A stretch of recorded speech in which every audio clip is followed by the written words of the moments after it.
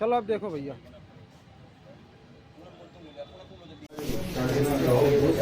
गुमशुदगी किस डेट की थी?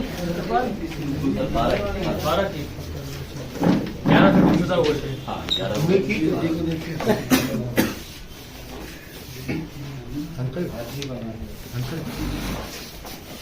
बुजुर्ग की हत्या हुई है, किस तरीके से इस केस को वर्कआउट किया गया है और हत्या कैसे की गई थी, किस वजह से की गई थी? ये देखिए, आपको अवगत कराया गया था कि ये वीरेंद्र सिंह नरूला थे। इनके पुत्र द्वारा एक सूचना दी गई थी कि ये गुमशुदा हैं, घर लौट के नहीं आए हैं। इसमें 12 तारीख को हमारे यहाँ थाना आशियाना में गुमशुदगी दर्ज करी गई थी और इनकी गुमशुदगी की दर्ज पे हम लोग जब जांच पड़ताल शुरू करे थे तो हमें प्रकरण थोड़ा संदिग्ध लगा था।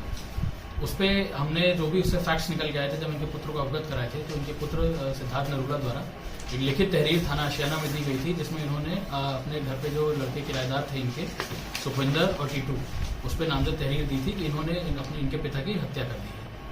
इस पर पुलिस ने जांच पड़ताल शुरू करी। जो मौके पे हमें कई फुटेजेस मिले उनका हमने फॉलोअप किया और इस क्रम में आज हमने इन दोनों की गिरफ्तारी करी है। इसमें जो हमारे दोनों गिरफ्तार हुए इनका नाम है सुखविंदर सिंह उर्फ विक्की, जिसकी उम्र 30 वर्ष है, और अजीत सिंह उर्फ टीटू।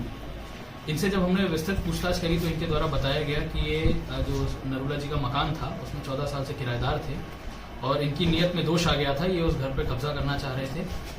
जब नरूला जी ने इसका विरोध किया था और अपने घर को बेचने का प्रयास किया था तो उससे ये लोग नाराज हो गए थे इनसे, और जब इनका बहस हुआ इससे रिलेटेड तो बहस में इन्होंने उनको धक्का मार दिया था, जिससे उनके सर पे चोट लग गई थी और आक्रोश में आके फिर इन्होंने उनका गला दबा के उनकी हत्या कर दी।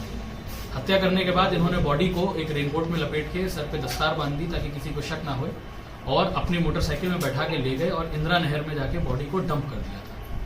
इस पे पुलिस द्वारा एक विस्तृत सर्च ऑपरेशन भी चलाया गया था, जिसमें हमने SDRF और सर्च PAC को भी इन्वॉल्व किया था। लोकल थाने की पुलिस, लोकल गोताखोर भी हुए थे।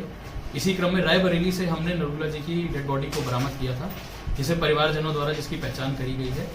अभियुक्तों के पास से हमें मृतक की मोटरसाइकिल मिली है, घटना में प्रयुक्त मोटरसाइकिल मिली है जो अभियुक्तों की है, और मृतक के शरीर पे जो रस्सी, रेनकोट और दस्तार बंधी थी वो भी बरामद करी गई है। घटना घर में की गई है, तो घर में कौन कौन था उस समय मौजूद है घटना के बाद अंजाम दिया?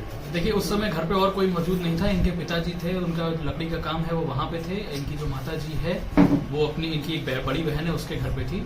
ये और इनका छोटा भाई सुखविंदर और इनका छोटा भाई दोनों घर पे थे। इन्हीं के द्वारा घटना कारित करी गई और इन्हें डिस्पोज ऑफ किया। इनको पता था कि ये लोग आने वाले किराए के लिए? सर नहीं, इनको पता नहीं था। एक्चुअली जब नरूला जी घर बेचना चाह रहे थे तो वो एक ब्रोकर लेके दिन में घर दिखाने लाए थे। उससे ये लोग आक्रोशित हो गए थे और जब वो ब्रोकर चला गया, नरूला जी दोबारा जब घर के अंदर वापस आए थे तो उसी दौरान ये बहसबाजी शुरू हुई थी।